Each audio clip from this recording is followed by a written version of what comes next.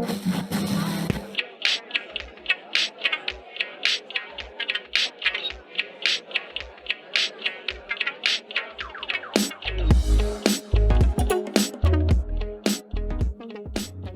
back to Tailoring Talk with me, Roberto Revilla.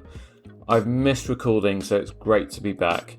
It's been a busy 8 weeks or so since the end of season 1, and a lot has happened regarding COVID, the gradual unlocking of the country, and everything that brings with it. Things are certainly looking busier and buzzier in town. There's a general air of positivity as we can look forward to seeing friends, family, colleagues. People can get going with their weddings again, fans are getting back into sports stadiums, we can start booking events again, and summer's on the way finally. If you're new to Tailoring Talk, thank you so much for joining me. And if you're one of my regular listeners, thank you so much for lending me your ears once again as we kick off season 2. Back in episode 4, I was joined by Rick Patel for an Apple review, and since there was an Apple event not so long ago, we're starting off with a review of Apple's spring event, talking from a layperson's perspective about the new iMacs, iPads, AirTags and Apple TV. A small apology, if we sound a touch lower key than normal, Rick has a house refurb going on at the moment, and his builder chose the exact time we were due to record to start banging away in the bathroom below Rick's study. I also had some challenges with cats and dogs being cats and dogs, and my dear wife having a rant in the background at Lloyds Bank's awful customer service department. But Rick and I were determined to get through it. We did, and here it is. Enjoy. So we're back for season 2 of Tailoring Talk, and here for another round is Rick Patel from Coty, also one of my closest and dearest friends. How are you, Rick? Yes, not bad, Bobby. Very well, thank you. How are you? Yeah, good, thank you. Hemorrhaging a bit from all the money that Apple's taken off me in the last couple of weeks. So yeah, it'd be interesting to see what you've purchased and what your experience has been for the past 2 or 3 weeks or so. Yeah, totally. It's kind of, it's nice being back in the recording chair after over a month, and also nice that you're back with me. So thanks a lot for giving up some time, because I know things are pretty busy for you at the moment, both at work and on the home front as well. Yep, and I wish we had the chance to do this a bit earlier in the week. So I'm looking forward to it. Yeah, totally. So you're busy in the middle of a house refurb as well as everything you've got going on with work right now. So you kind of missed the Apple event for the first time ever, I think. Yeah. Just kind of blew by you. Yeah, I didn't watch it live. I had the opportunity to watch it the day after, and caught up on the video, which was pretty good. But I've not had the opportunity to purchase anything this year.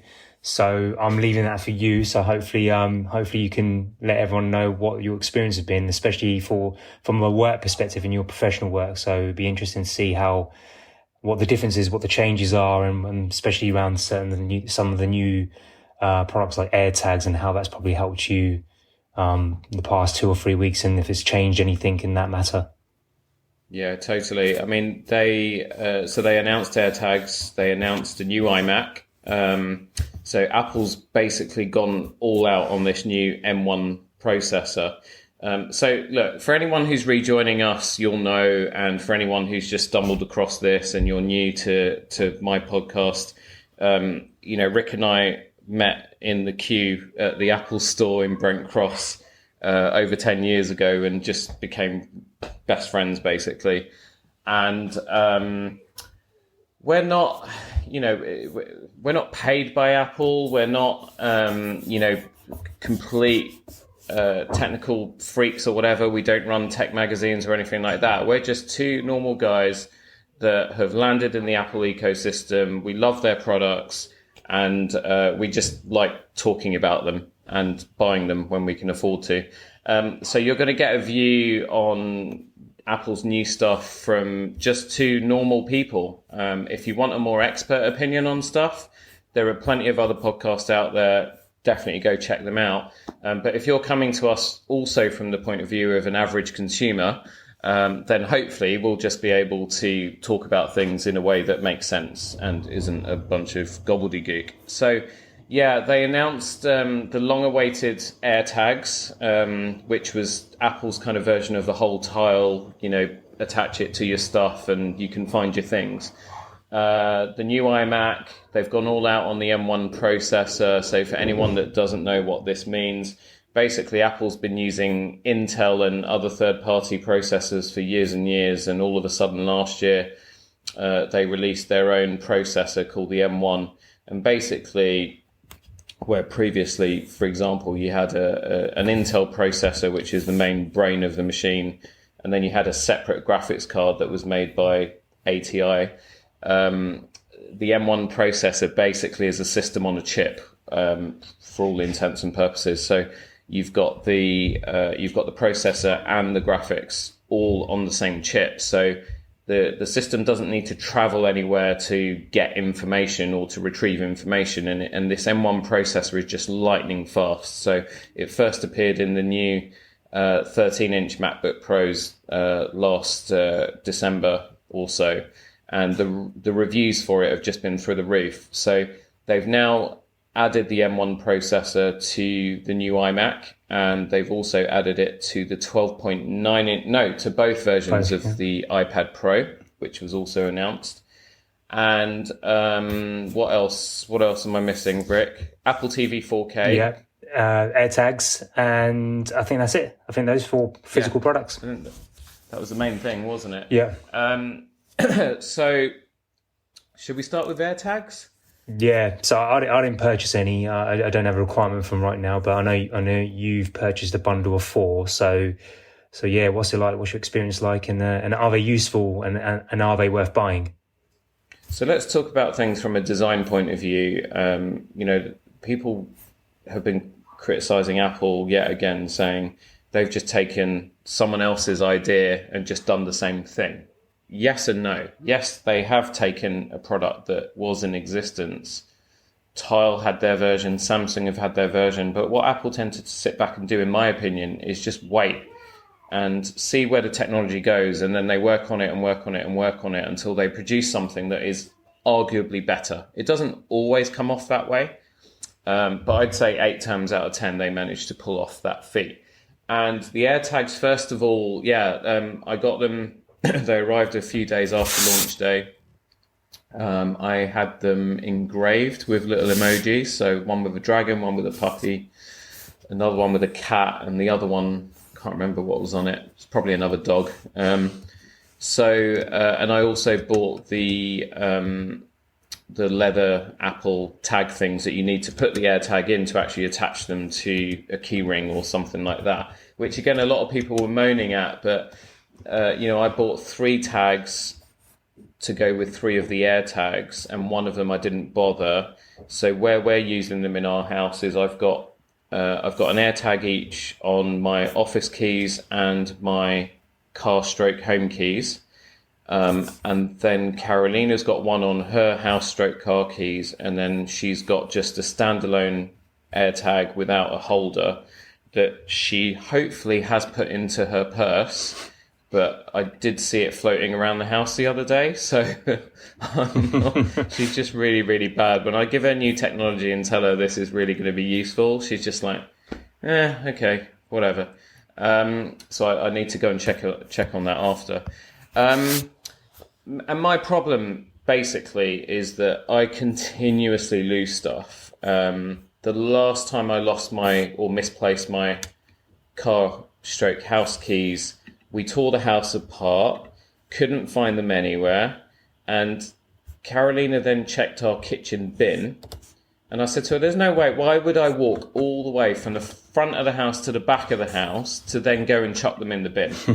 And she's like, well, let's just check it out anyway, because we've looked everywhere else, we can't find them. So she lifts the bag out of the bin, gives it a shake, because it's completely full, it's disgusting.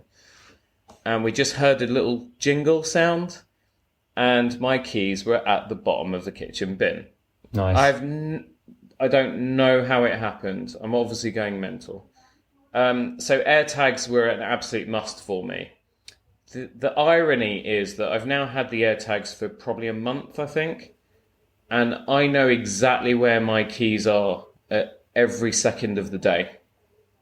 And I don't know if it's psychological, but now, although these AirTags have some sort of placebo effect, I don't know. But I don't know if it's a combination of the fact that the AirTag's there, I'm very aware of them. I'm also very aware that an AirTag plus the leather holder from Apple actually costs 64 quid. So that's 64 quid dangling off the chain that I don't want to lose. Yeah. Never mind the fact, the cost of replacing my house and car keys is a lot more than 64 quid. But yeah, I've not really used, I've not used them. The only time I have is sometimes when I'm on my Vespa and I've got my rucksack on, and I get to the first set of traffic lights after you leave our house, and I think, did I leave my keys behind? I can just pull over very quickly, go into Find My, and just select my keys and get it to play the sound. And if I can hear it coming from my rucksack, I know that I've got my keys with me. I don't have to stop and rummage through my bag and all that. So I have used them for that, literally just as a sort of safety check. But to actually find my stuff because I've misplaced it, magically my knack of losing things on a whim has just disappeared since I had them. So does that make you more interested in that product, or are you now thinking this is something that's just not going to do anything to my life? Well, I don't know. For me, it's a bit of a difficult one. I've been working from home for just over a year, so my keys are always in the house, unless I leave the house. So, but I think once I start going back into the office, I think I definitely need one, and ideally I want one for my kids as well. Actually, have it in their rucksack, so there's where they are at school and stuff, and when they're safe in that perspective from a location perspective. So, yeah, I think I will eventually purchase the pack. Just not at the time, and plus another reason is just working from home. I don't have a necessity for it right now because I'm always at home, so my keys are always in the house, and I'm hardly driving around at the moment. So, but yeah, I think it's worth it, and very Apple-like as well, because you can replace the battery after a year or so. So, so this way, at least you don't have to purchase another AirTag or have a charger for it to charge it. So, I think that's pretty unusual for them. But at the same time, I think it's probably a good option where you can just change the battery and just replace it after a year. So probably I think that's a good thing rather than negative. Yeah, that's right. I mean, that's where they've got a leg up over the competition, I think, because I'm not sure. I had Tile when those first came out, and that was a good probably 7-8 years ago now. And they got grubby quickly, but also the battery, I don't think you could replace it. It was like a molded, sealed unit. And that meant that if your battery went dead and you'd lost your stuff, you had no hope of actually finding it. Arguably, you could say that if you lose anything that's got an AirTag on it and it's just at that point where the battery is going to die, then you're buggered anyway. But I wonder if Apple have got some sort of... I think you can actually check the battery level of your AirTags. I think you check for Find My phone. Yeah, I think I need to just double check that, but I think you can keep an eye on the battery level of them. So when it's time to change them, you can do that in good time. Just on location tracking. So basically the way it works, when the AirTag is within your surroundings, it works using the NFC technology that's in your phone. And it tracks really accurately. I mean, if my keys are upstairs and I'm downstairs and I ask it to find them, it'll tell me that potentially your keys are on the floor above you. So that's really cool. We did think, as a lot of people also did, of actually sticking one on Bailey, our Cocker Spaniel, because as you know, he's absolutely mental in the brain. And when we take him out to the heath and so on, he has got this knack of just disappearing. So we thought it'd be quite handy for that. So when he goes trying to kill foxes or whatever it is he does, we can actually see where he is. But apparently the NFC only works within a certain range, and then outside of that range, the way that they work, so Apple's Find My technology in all of our phones creates a mesh. So if your dog goes missing in a busy town centre, it's likely that you're going to get his or her last location because there will potentially be a lot of people who've got iPhones around. If you lose your dog in the middle of nowhere, you're probably not going to get a ping on their last known location because there's, in the woods or whatever, there's probably not going to be enough people around with iPhones. So I think it's just important to say that for people that are wanting to use them as trackers, it's not quite as straightforward. I think you'd need a device that has got a GPS chip in it to be able to really do that effectively. I mean, I've got another friend who also bought them when I told him they were coming out, and he's got 2 daughters, and he was straight away, I'm getting those and I'm sticking one each in their rucksacks. If your kid doesn't have a phone, fine, that will probably work. If your kid has a phone and you secretly put an AirTag into their rucksack or their school backpack or whatever, the AirTag will tell their phone there's an AirTag nearby, unidentified or whatever. So they will know, and this is part of Apple's whole kind of privacy protection thing, so that you can't go and, stick a AirTag on your spouse or boyfriend, girlfriend, whatever, to find out what they're up to or go tracking people randomly. They've actually kind of thought of that, which at the same time for worried parents doesn't really help. So I just kind of throw that in because we've still got to look for another tracking device for Bailey. Yeah. What do you think about the cost of the AirTags at 29 quid each, and then you 35 quid if you want to buy the Apple holder? Obviously there are third party ones on the market from Belkin that are a lot cheaper.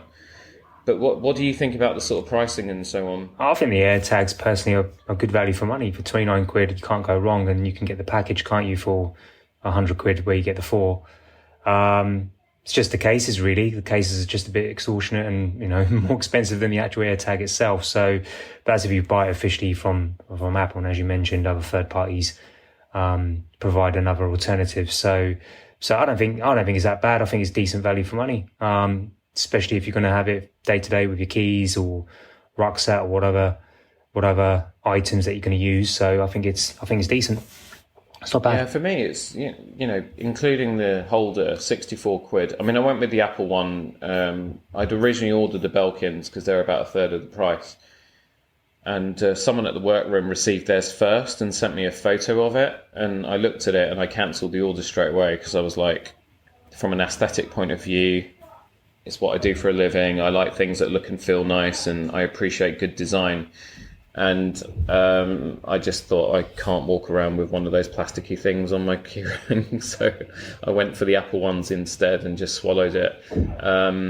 But 64 quid, if I lost my car keys, it would probably cost me a good 200-300 quid to get a replacement key from the car manufacturer. So it's like an insurance policy that you pay once and you never have to pay for again because, as you said, you can replace the battery with them. So I've got them. It's cured my problem, which I guess in itself is a good thing. They're great, and they've been very, very successful. So that's testament to Apple's ingenuity and all the rest of it yet again. So moving on, they've popped the M1 processor into the iMac. Yep. And into the Apple TV. No, they haven't put it in the Apple TV. Apple TV I think it's the A12X, isn't it? The chip that's in the iPhone XS. So the A12 Bionic. Yeah. So actually, let's talk about Apple TV first. So I've not bothered upgrading because I've got the old Apple TV 4K.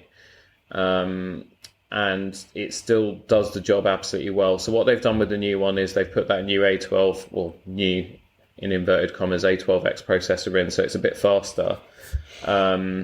They now support 4K at 60 hertz or 60 frames, which means that you just get smoother picture when you're watching fast-moving content. But other than that, I couldn't, and they've redesigned the remote. God, the remote on the old one. My one, I don't even know where it is, to be quite honest. I mean, I kept losing it, but also it was just a faff to use in the dark when you just didn't know which way you were supposed to be holding it up because there was nothing tactile about it. So the new remote has got actual physical clicky type buttons. Yeah. And if you hold it in your hand, you can actually feel which way up it's meant to be. And then they've also got this new screen optimization feature as well, which I have used on mine because they've made it available for all generations of the 4K Apple TV. So what that does is you activate the feature and it comes up with this thing on your screen and it tells you to point your phone at it. And what it does is it uses your iPhone's camera array to sense the environment in your room in terms of lighting, space, and so on. And it automatically adjusts your TV settings for the best possible picture when you watch any content through your Apple TV 4K. So I have noticed that there is a little difference in the clarity and the way that colours pop on the screen. So that's been really good. And then as far as the remote goes, I don't really need to buy a new one because I just use the app on my phone as a remote instead. So yeah, there wasn't enough about the Apple TV for me to want to upgrade or feel I needed to. But then I know once you've finished renovating the house, that's on your shopping list, isn't it? Yeah, definitely. Yeah. But I think if you've got the previous version, I don't think you need to really upgrade. But if you've had Gen 1 or Gen 2, then it's probably time to upgrade. Yeah, definitely. I wouldn't even bother going for the higher storage space option. It comes in a 32 gig or a 64 gig, but I think that just depends really on how many apps you download. Yeah. Because you're not really storing anything else on it. If you're looking at music, photos, video, it's all streaming anyway. So I really don't see the point of having a high storage capacity on an Apple TV unless you're a big gamer. But again, the Apple Arcade stuff, I don't know if I've been spoiled. I'm a console gamer, so I'm not really into the Apple Arcade games. They're just seem a bit childish to me. Yeah, I agree. Yeah. So yeah, there we go. So what else? M1. The new iMac. Yeah. Look, I think a lot of people's not the design to some extent with the chin, but I think it looks pretty decent. I like it. And the aesthetics of it being super, super thin, I think it's thinner than the watch, isn't it? Or just as thin. It's pretty impressive, actually, what they've built and designed, including all the range of colours and choices. Yeah, that's right.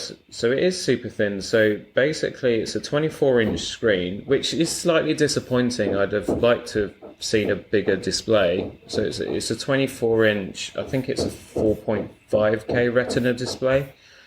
Which if, the previous version of the iMac that had the 5K Retina, which my wife has, is an absolutely stunning display. So I imagine on a physically smaller screen, because you've got that many pixels packed into a smaller space, you're gonna get even more definition, clarity, and so on. But yeah, it's very thin. They don't need the cooling system that you needed in the older iMacs because you don't need the fans because of the way the M1 processor physically works. They've uprated the speaker system and so on. Look, they come in 7 different colours. I want the orange one. I can see how eventually when we're able to move the business to an office, I can see how everyone having a different coloured iMac in a creative space would just look so cool, and it would be very, very uplifting to any customer coming in. Yeah, that's me trying to sell myself on buying loads of them now. But just as an all-round home sort of computer that the entire family can use, I think they're great. I don't have a use case for one, but Carolina's got the i5 iMac, so hers is the next machine that needs to be upgraded.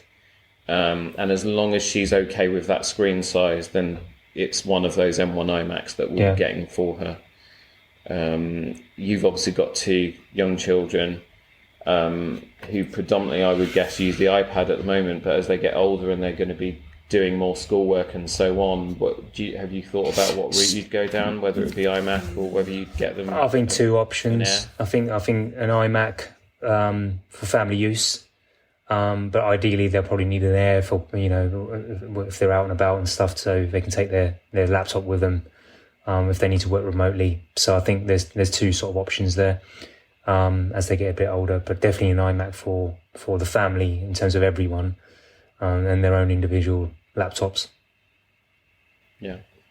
So yeah, there's not really much else to talk about that. I mean, I've always been a MacBook Pro guy with a separate monitor because I just like the freedom. I mean, my MacBook tends to live on my desk most of the time because I use my iPad Pro every single day. That thing comes with me. But then there are some days where I need both with me, and that's because of the difference in the operating systems and what they do, and that's still a bit frustrating. So we'll probably talk about that in a minute. Yeah.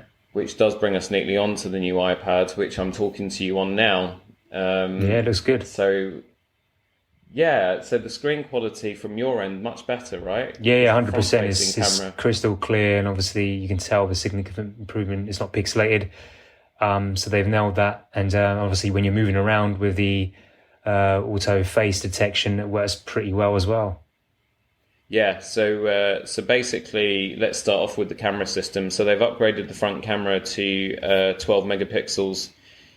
Before it was 720p, which is not even HD. And the difference there is that, I mean, Rick on his MacBook has got the old type of camera system, and the picture's not terrible, but it looks a bit pixelated and a bit blurry.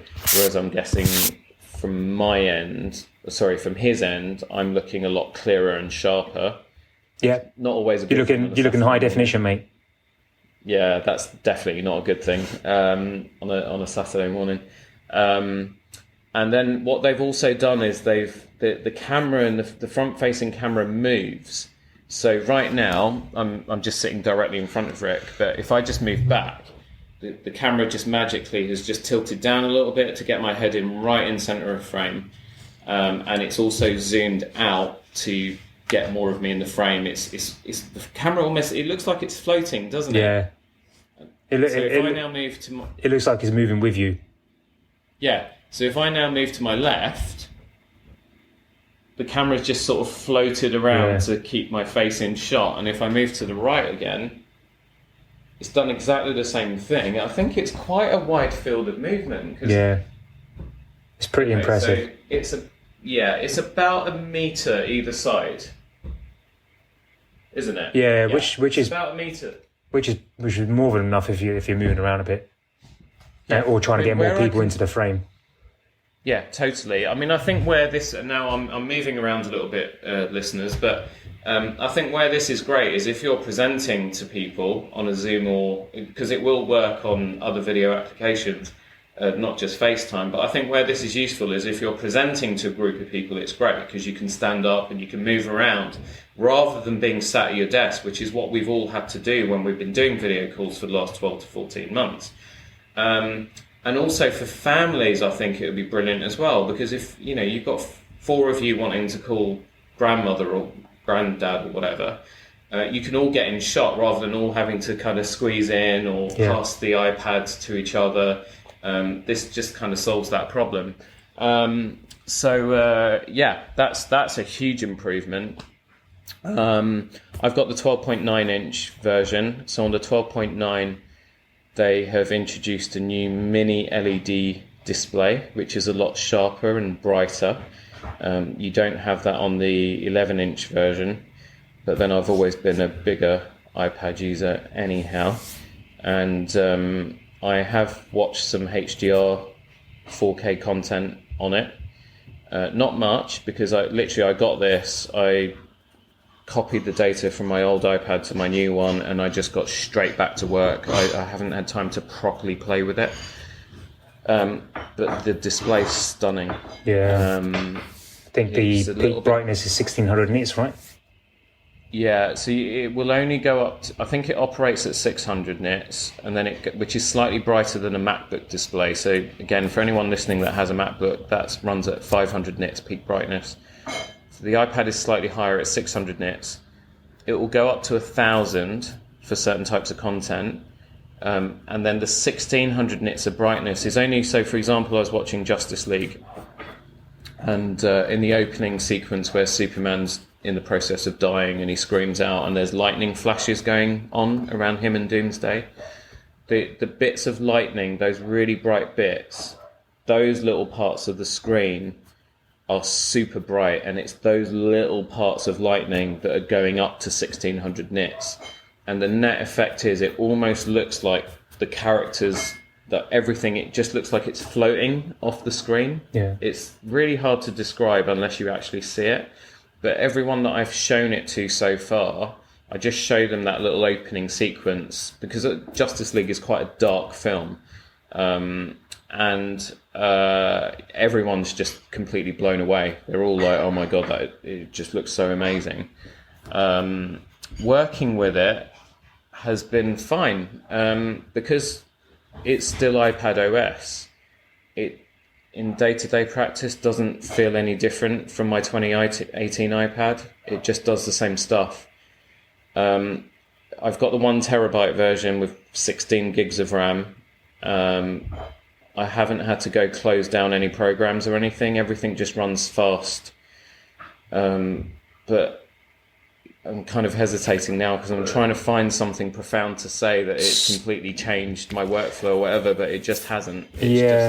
It looks nicer, and when I'm talking to people using the video camera, I come across to them a lot sharper. Yeah, so I was going to just actually mention, obviously we've discussed this a bit earlier, that they've put the M1 chip into the iPad. So in terms of like performance, I'm assuming there's a significant difference, but I think that's all dependent on whatever the outcome is in a couple of weeks for WWDC and how they change the operating system. So it'd be interesting to see your view on what the M1 chip has sort of brought to the iPad, if it's changed anything, or is it really now dependent on what they do with the operating system next month?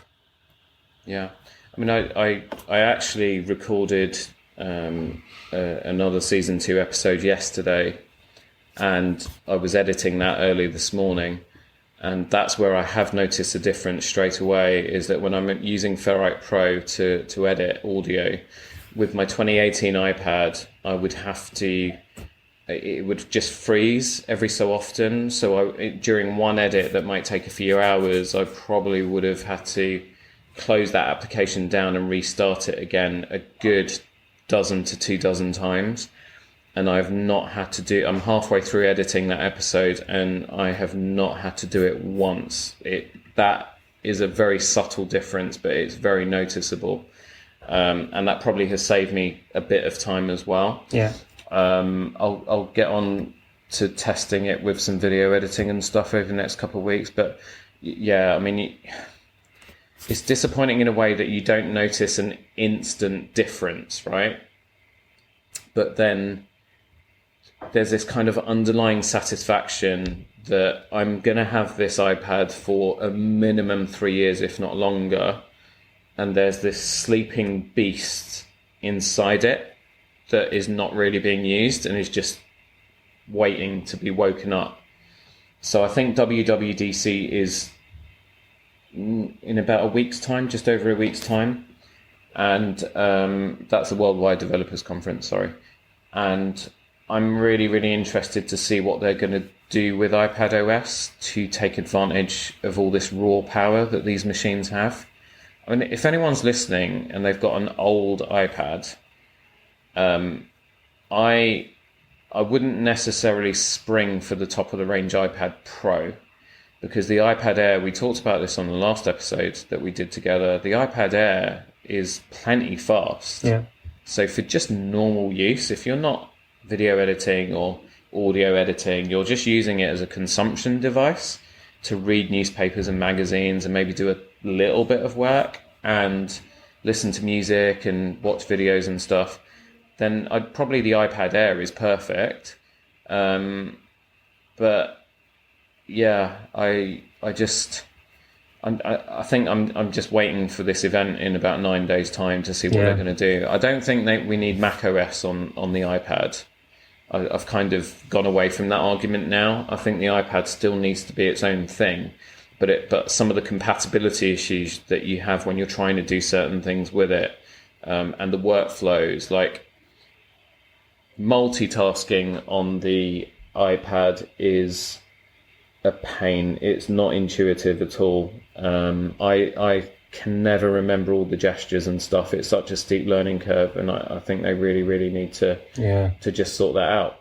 Yeah, which I think they will, and maybe they might redesign the way the traditional home screen has always been, to make it a little bit more easier to use it, or maybe enable it more so you can use the stylus a bit more for your day-to-day. I don't know, but it'd be interesting actually. But I think you're right. I don't think they're gonna. The iPad is not going to be the MacBook OS with touchscreen. I don't think that's their intention, and that's what they want to do. I think they always want to keep it as two separate operating systems. So it'd be interesting to see how they evolve it, because last year was the first time they fundamentally changed the iPad OS. So it'd be interesting to see what they do in a few days' time. Yeah, I mean, I'm noticing in day-to-day work that I'm having to take the MacBook Pro with me less. So before, I was basically maybe 2 days a week I would have to take both my MacBook and my iPad to the workroom, because there were certain things I needed to do that the apps weren't available on the iPad. So I'm certainly finding now that's less and less. It's maybe once a week only. So the lines are definitely blurring. So yeah, I've got high hopes actually, talking it out loud, that the next generation of iPad OS is going to be another step on. And if I could do all of my workflows on the iPad Pro, I think that would enable me to get rid of my MacBook altogether. Yeah. Because then I wouldn't see the point really of having both devices, especially if the external monitor support comes in for the iPad as well. Because the iPad also, they have put a Thunderbolt port onto it, which means it's got more support for higher demanding devices. So it'll transfer data a lot quicker, and you'll be able to connect even up to Apple 6K Pro XDR display. At the moment you still can't do that. I've tried it with mine and it just mirrors, and it's in the sort of 4.9 kind of format. So I think it's with the next version of iPad OS that update will come in. But if I can use if I'm able to do everything I need to do work-wise on the iPad, if I'm able to connect my external 4K display to it and use it properly as a secondary display, then I probably would sell my MacBook Pro, because I wouldn't need it anymore. I don't, all my music and videos and stuff are just completely streamed now. I don't really watch anything offline unless I'm traveling. Yeah. And I haven't really been traveling for 12, 14 months. Yeah, that's right. So anyway, it's, we're at an interesting crossroads with the iPad.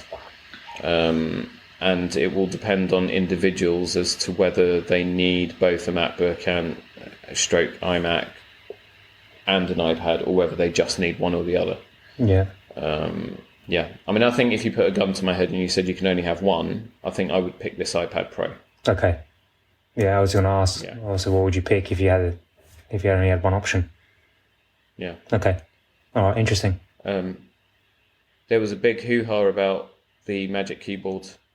Yeah, it's slightly different, right? So the design is only slightly different, right? So I know you purchased the white edition, right? Yeah, I did.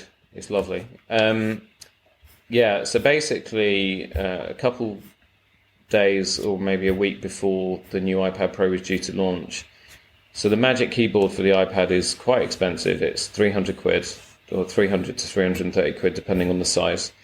And suddenly an announcement was made that the existing Magic Keyboard, because the new iPad is slightly thicker, it wouldn't be compatible. And everybody went absolutely ballistic. And you can understand it. You've just spent 329 quid on this thing that you maybe had for a year, because I think it came out beginning of last year, or it was available sort of around April, May last year. So you got this thing that cost over 300 quid that's only a year old, and suddenly you're being told it's not compatible with the new iPad, and you've got to sell it or throw it away or whatever, and spend the money again. I just shrugged my shoulders because I was like, it's fine, I'm selling mine anyway, so I just bumped the price of my iPad up and I just sold my existing keyboard with it, which the person that got it was really happy about. And then I wanted the white version because I just fancy the change and it just looks nice. I'm still constantly blowing little bits of just blowing little bits of dust off it. But to be fair, so far after 2 weeks of use, hard use, it's actually held up really, really well. And I think it will clean really easy. The material feels just a little bit different to the original version, so I do think it will. I think it will be fine long term. Now, it turns out, now that the new iPads have been in the field, if you're listening to this and you still have the old iPad, you haven't upgraded yet, you want to, and you have got the existing Magic Keyboard, don't let go of it. It will work with the new one absolutely fine. The difference is the new iPad is about 0.5 millimeter thicker. So Apple's point was that if you're expecting it to close 100% perfect, it might not do that. But enough people have got them now that they've tested the new iPad with the old keyboard and it's absolutely fine. So it's not a thing. So it was just a load of fuss about nothing. Excellent. So in terms of scoring out of 10 for design, performance, compatibility, and whatever else in terms of criteria, what would you give it? So design, I think, the iPad Pro is a 10. No, it's a 9. I'll tell you why I've knocked it off a point. I've knocked it off a point because the stupid camera is still on the side. And most of, especially nowadays, when you're doing a video call, you're doing it in landscape mode, not in portrait mode. Yeah. And also the Magic Keyboard forces your iPad into landscape mode. So I don't understand why they didn't just put the front camera on the side of the iPad instead. Because if right now I've actually got my iPad propped up on the Magic Keyboard in portrait mode to talk to you, because if I put it the other way around, I'm basically looking, it's extremely rude, right? Because I'm not looking at you at all. I'm looking off to diagonally my right. Yeah. Doesn't work. No, it doesn't. Sorry, anyone listening, I'm literally just flipping my iPad around different ways. So yeah, I'd say 9 out of 10 for design, because the front camera position is still a source of irritation for me. But otherwise it's great. I don't feel it feels any thicker or heavier than the previous one. Apparently it's slightly heavier. Magic Keyboard design, absolutely fantastic. 9 out of 10. Again, I just knock it a point because I just wish it would give a bit more viewing angle either way. But for what it is, as far as working on it goes, it's an absolute joy to type on. I love writing blog posts and articles on it. Performance, I mean, it's a 10 out of 10 because it just flies through anything you throw at it because there's nothing. And as you said, the beast hasn't been unleashed yet, so it'll be interesting to see when it does get unleashed in a couple of weeks' time when the public beta version's out of iOS 15 and whatever the potentials could be. Yeah, exactly. I think with my 2018 iPad, the problem wasn't actually so much the processor even, because it was still a bloody good machine.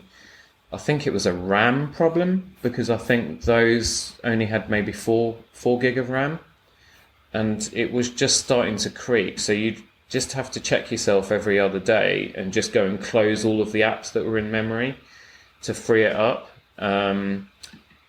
But I mean, it was still, I'd say if anyone's got a 2018 iPad and you're not using it to do, as I said before, video editing and all that sort of stuff, it's just low-level use. There's no need for you to upgrade. It's absolutely fine as a machine. Yeah. So, yeah. But overall, am I happy I upgraded? Yes, I am.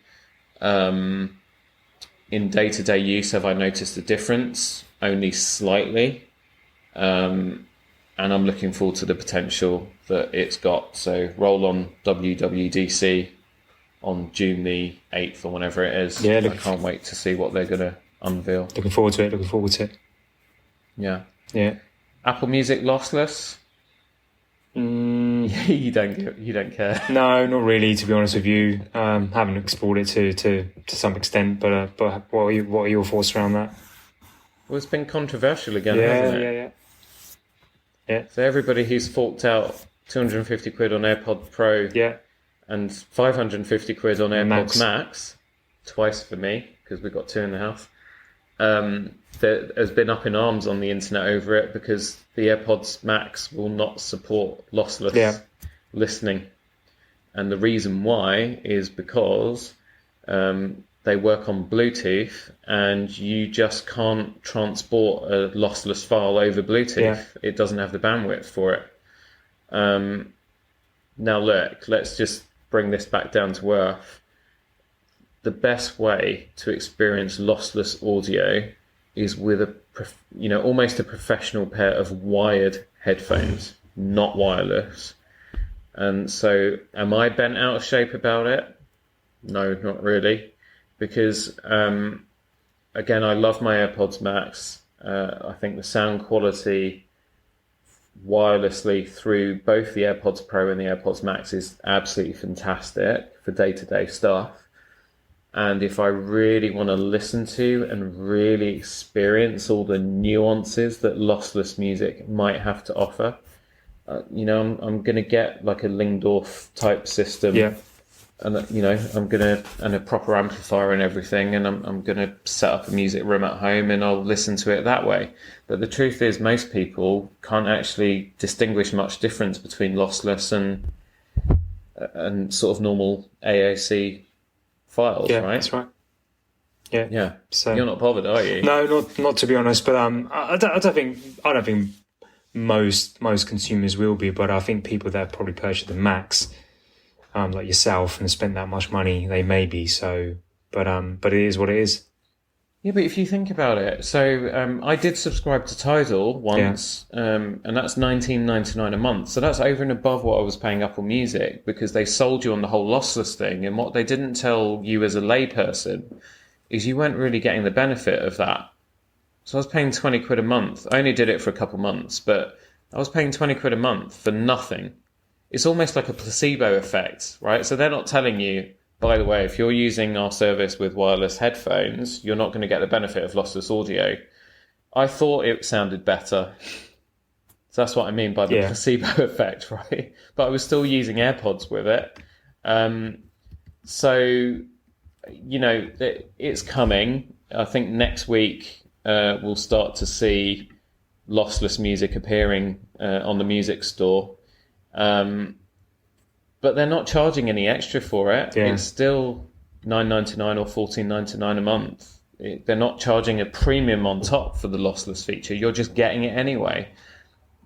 But the one thing you will get is that they're going to make a lot of tracks available with Dolby Atmos and spatial audio.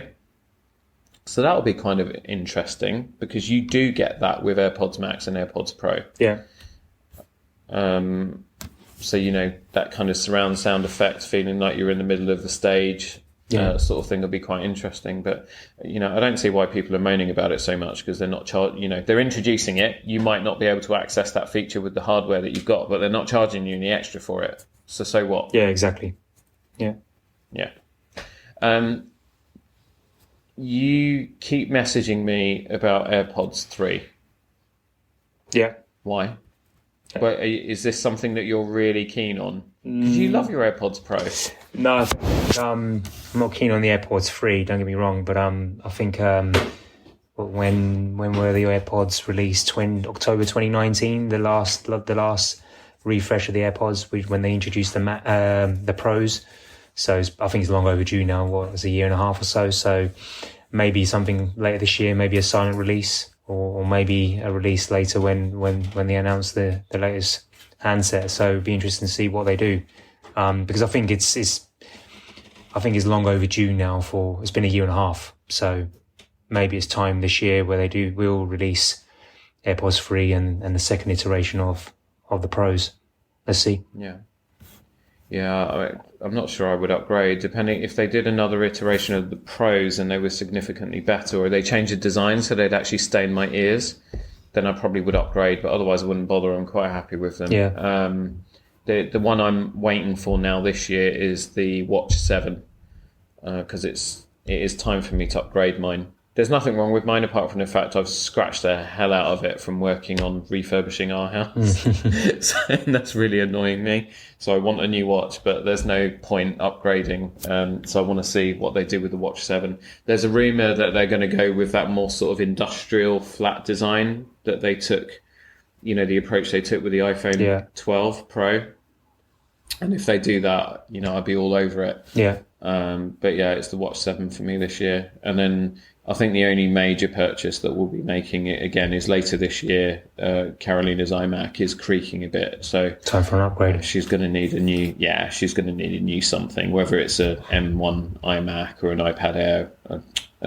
Not an iPad Air. What? It's funny enough. I was just looking at her iPad this morning, and that's about 6 years old. Right. So, yeah. She probably is due an upgrade for an iPad as well. Yeah. But yeah, I'm for now I'm kind of all appled out, to be quite honest. Yeah, I think it's enough toys and gadgets now for the year. Yeah, exactly. One thing that we haven't spoken about in between this episode and the last one, where I promised you that I wasn't going to get an Android device. Yeah. A Samsung Galaxy S21 Ultra did make its way into my house. Oh, have you put one?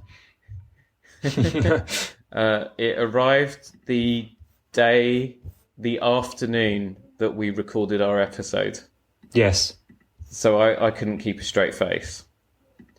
And I sold it 2 weeks later. It was fine for the first week. Yeah. But the problem is, Rick hates Android. I don't hate Android. Obviously there's room in the world for both Apple and Android devices. Yeah.